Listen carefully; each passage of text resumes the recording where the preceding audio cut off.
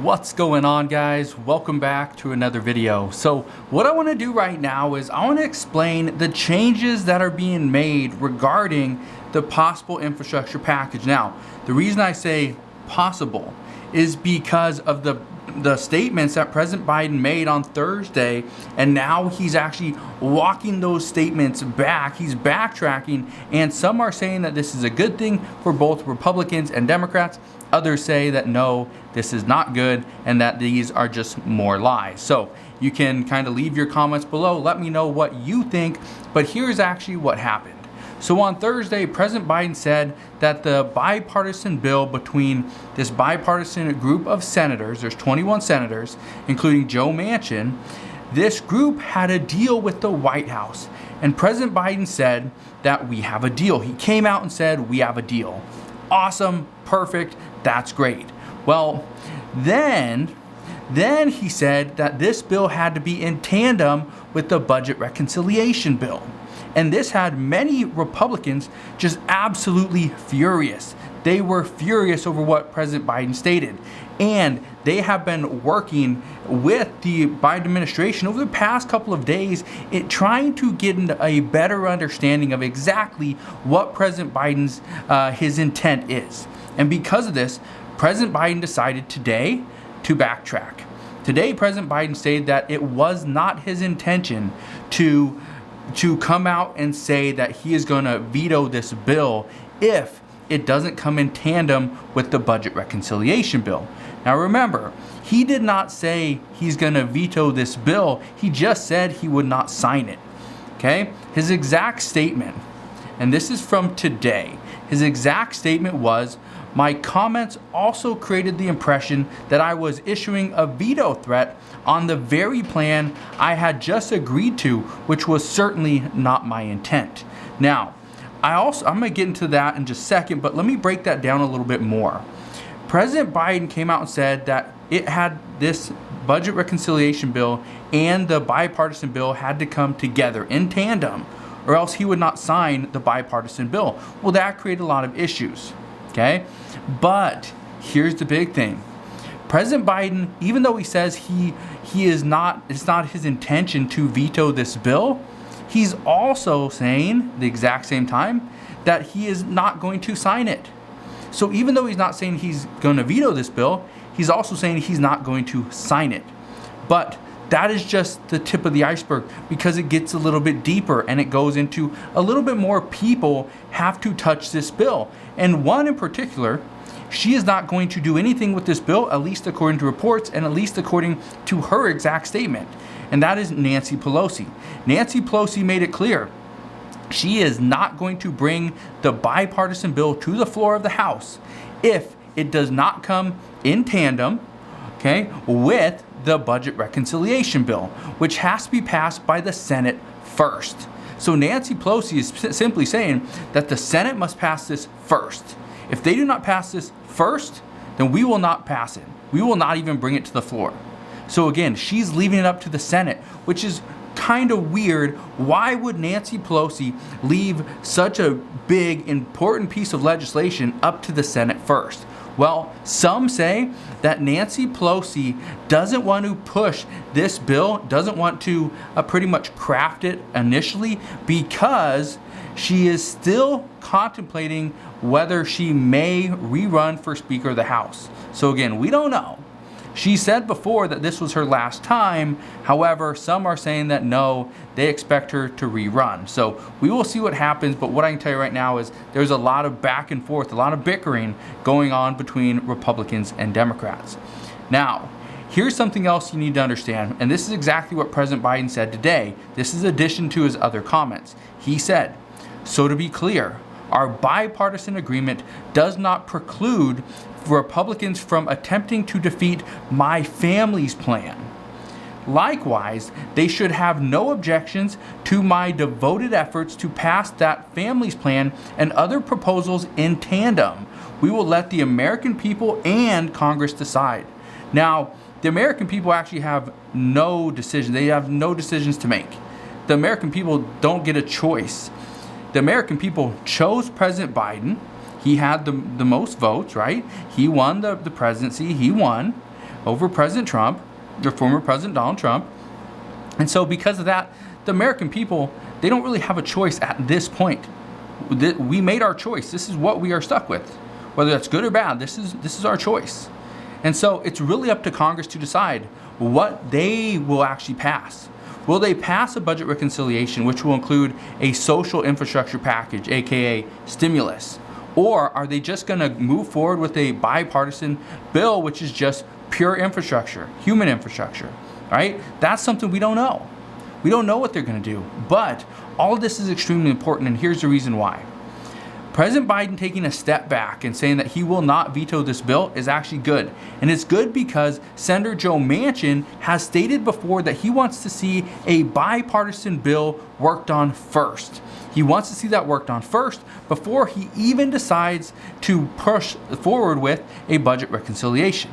He's also stated that he is not sure if he would even support a budget reconciliation, but at this time, he has stated that he wants to push forward with a bipartisan bill. And well, obviously he does. He was one of the people, he was one of those 21 senators that helped craft and prepare this bill, or this framework.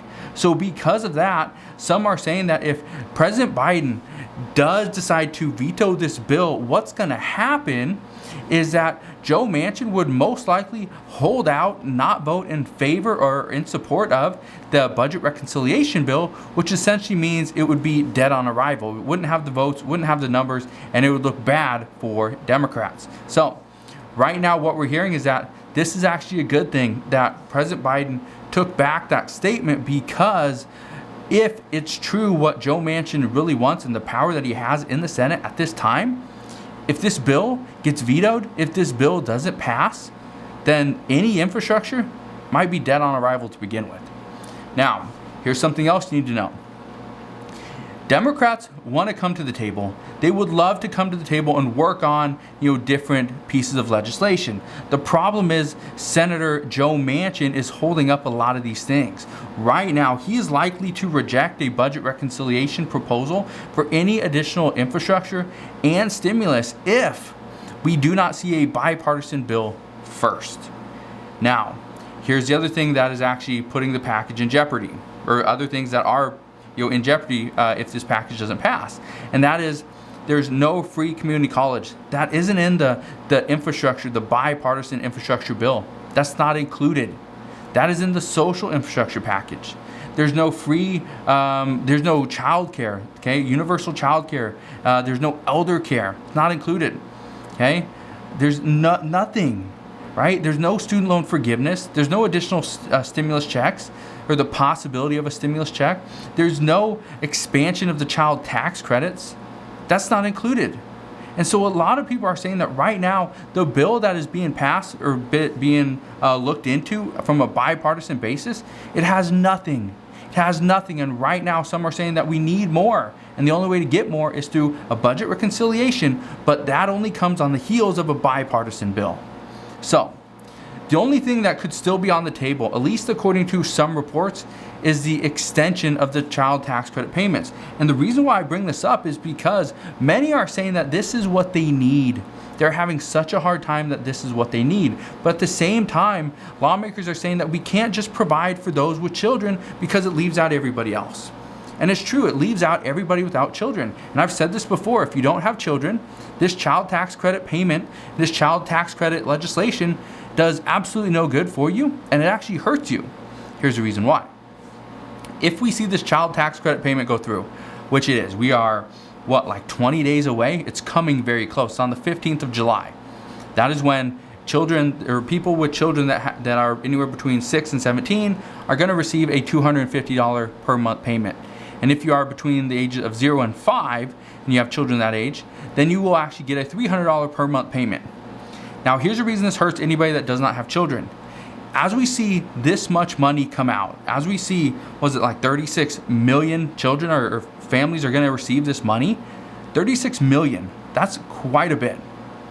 And if we see 36 million people receive a $250 per month boost, or per month or pretty much payment, right, stimulus check, What some are saying is that that's actually going to hurt those without money, without any additional stimulus, without children, because now everything for them is going to get more expensive.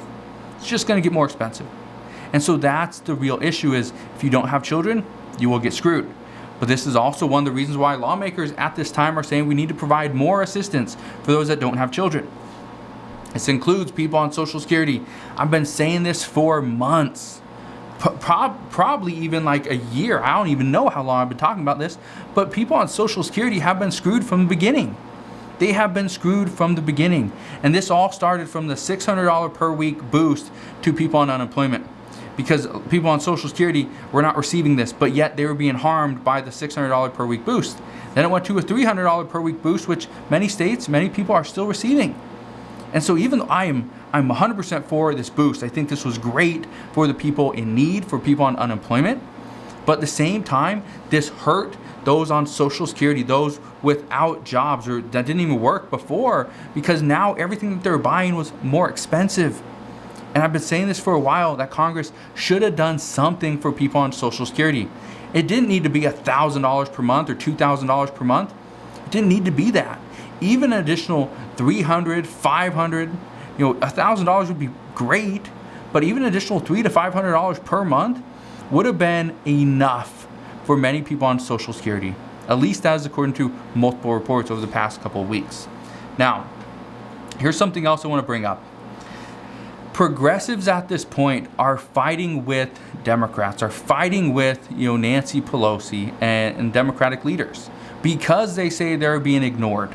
They say that they are not getting their proposals are not being considered as priority. And these, like I said, these are things like Medicare. This is something that Senator Bernie Sanders has been fighting for. This is something that, according to reports, is going to be in this next package. But the next package has to pass, and that's key. If this bill doesn't pass, this bill never even makes it to the House or doesn't pass the Senate, then really who cares what's in it?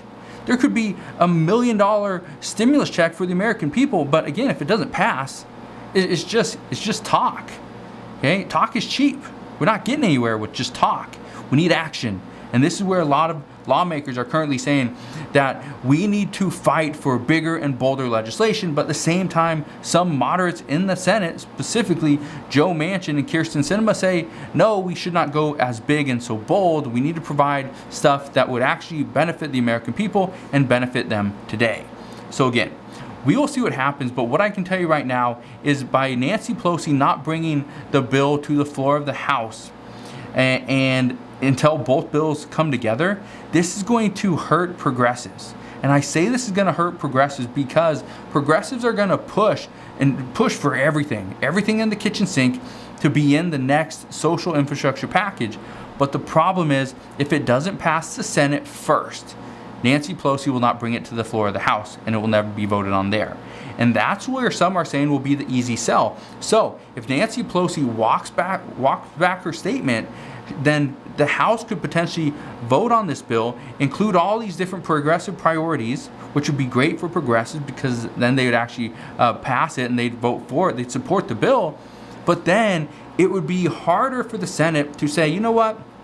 No, I don't like those. Let's just pull them all out. It would be very difficult for the Senate to do that, because if they pull everything back out, it would make it a very difficult sell to go back to the House and pass the House again. So again, that's where we're at, but the problem right now is everybody is just spread out. They're working on their own ideas, and then on top of that, the Senate's actually on recess until July 12th. So we're really not going to get anything done until maybe the middle to end of July, which some are saying if Congress is rushed at that point, if we see this bickering back and forth, okay, we have a deal, and then no, we don't have a deal.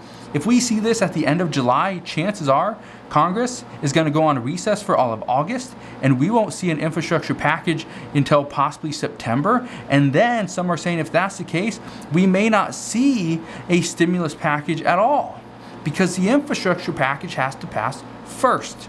At least that's what President Biden wants at this time. So as I know more, I promise I will share more. I just want to thank you guys for watching this video. I wanted to just give you this quick little update. break down what is currently happening and the problems with what is currently going on. But if you have any questions whatsoever, please ask your questions down in the comment section below. Like always, if you can, do me a favor, hit that like button. It really does help out the channel. Consider subscribing, and I'll see you guys on the next one.